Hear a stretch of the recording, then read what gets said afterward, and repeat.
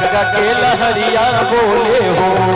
जय हो शीतल मैया शीतली बयरिया बोले, गंगा के लहरिया बोले हो। जय हो शीतल मैया शीतली बयरिया बोले, गंगा के लहरिया बोले हो।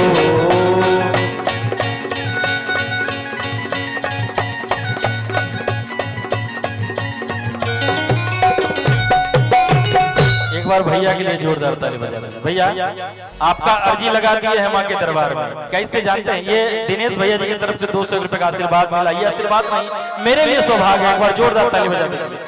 आपका अर्जी चंद्रशेखर भैया बोल रहे थे कि आपका विवाह नहीं हो रहा है, आप लोग के सामने अर्जी लगा दी है हनुमान से। कैसे कि बाबा यो पतरा देखो, इनके लिए फिर से बाबा यो पतरा, बाबा यो पतरा देखो, ई है लगन में बन भोजतरा। बाबा यो पतरा देखो, ई है लगन में बन भोजतरा। बाबा यो पतरा देखो, बाबा यो पतरा देखो, बाबा यो पतरा, बाबा यो पतरा देखो, बाबा यो पतरा देखो, बाबा यो पतरा, बाबा यो पतरा देखो, ई है लगन में बन भोजतरा। बाबा यो पतरा देखो, ई है लगन में बन भोजतरा। बाबा यो पतरा देखो, ई है लगन में बन भोजतरा।